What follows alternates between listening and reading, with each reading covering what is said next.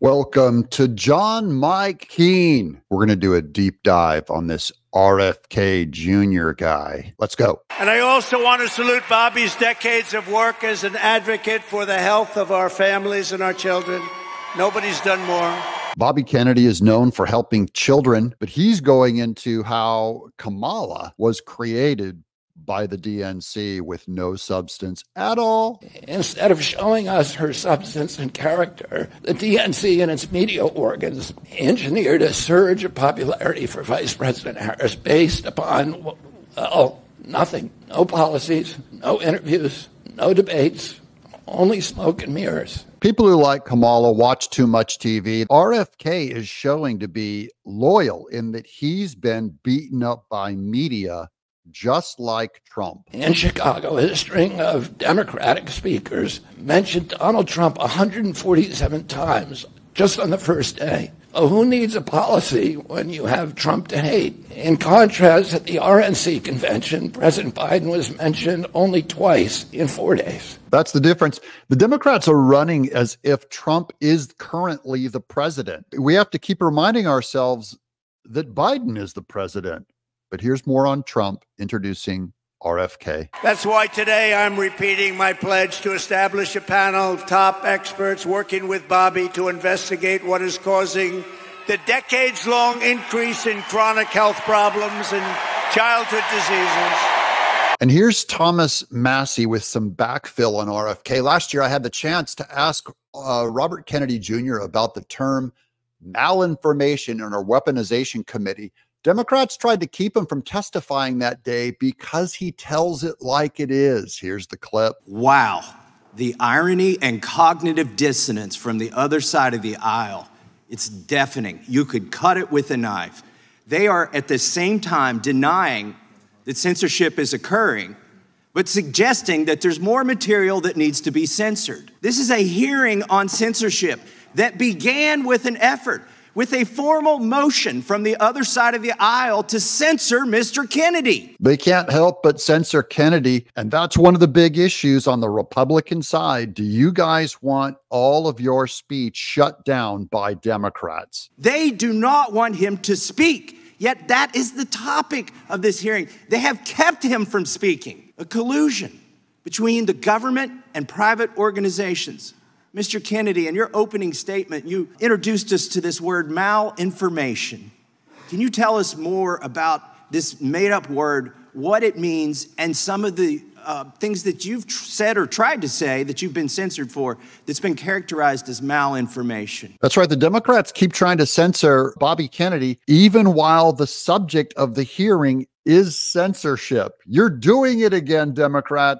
Some of the, what I would call defamations that have been just applied to me by the ranking member. I'm happy to talk to you about my opinions on these issues, what you have stated and tried to associate me with through guilt by association is simply inaccurate. This is how they do it. They do guilt by association, and they do a character assassination in the media. You tried to associate me a moment ago with the replacement theory, which is racist. No, I did not say you time had belongs the to the replacement gentleman. theory. I said my colleagues. The time belongs to the gentleman from I denounce that theory. It is racist, and I have never endorsed it or had any association with it. The Democrats have to keep interrupting him because they have to keep censoring him. They can't help it, guys. Don't blame them. It's in their nature. Completely abhorrent. Don't misuse my words. It's the witness's time. Do not censor the witness. I'm not censoring the witness. I'm not censoring the witness. He's still talking. It's my time, and I've given it to the witness. Do not censor him. I'm not censoring him.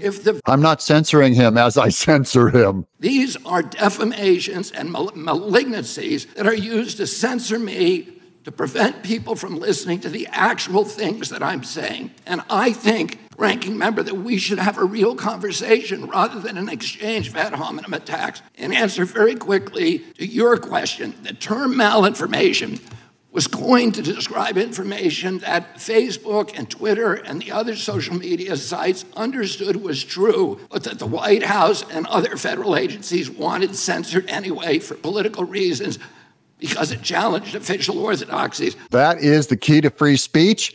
Free speech, we protect it even when it disagrees with us. Like, even if you guys think I'm some kind of a mediocre hack, you're allowed to have that opinion. Free speech is about you being allowed to be wrong. But here's Jill Stein on Twitter, famous lefty greenie Jill Stein. We may disagree with RFK Jr. about many things, but he's right about how the Democrat Party uses lawfare and dirty tricks to suppress democratic competition and voter choice.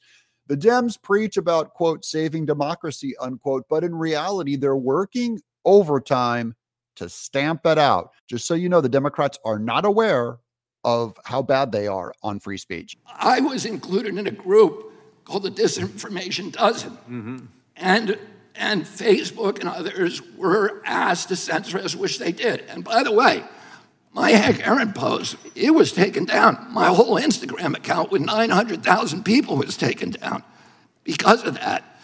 Oh, they knew, Facebook knew that the Disinformation Dozen claim, and what they said was the Disinformation Dozen came from this very shady group called the Center for Preventing Digital Hate in England that is funded by dark money that should be looked into. Funded by dark money, that's what's influencing the Democrat Party in government to shut down your opinion. That is false information. We know that not to be true. And yet, when the White House asked them to censor this Disinformation Dozen, including me, they did it anyway when they knew it to be untrue. Trump and RFK are brilliant allies, and Trump is going to help RFK with misinformation about health to help our kids. Including autoimmune disorders, autism, obesity, infertility, and many more. We want every child in America to grow up and to live a long and healthy life. Here's a tweet that kind of clarifies things. Would you rather have as Secretary for Health RFK Jr. or Rachel Levine? Who's healthier? And then here's Andrew Yang trying to do cover for the Democrats. I think Kamala Harris and the Democrats should immediately announce a panel to investigate the spike in chronic diseases and conditions among children these past years and invite different figures to participate. This is a big issue for millions and could easily tip the election. Once again, the Democrats are just stealing what Trump just now endorsed. They have no ideas of their own. So he's saying, Kamala Harris, steal this one too, like the no tax on tips thing. And then here's a tweet from Jim Hall. I started out a strong dislike of Trump, but I'm now even less a fan of the DNC, their lies and their anti-democratic actions. I never imagined this would be the outcome of the state of Robert Kennedy Jr.'s journey, but I'm 100% for it now that it's here. Such a cool photo. This is RFK bringing great heat and great notoriety to Trump's campaign. This is probably going to help him quite a few percentage points. And let's look at this team so far. There's Kennedy, Trump, and Elon Musk, all of them former Democrats, now firmly on the Republican side, defending free speech. This has been the John Mike Keene Show.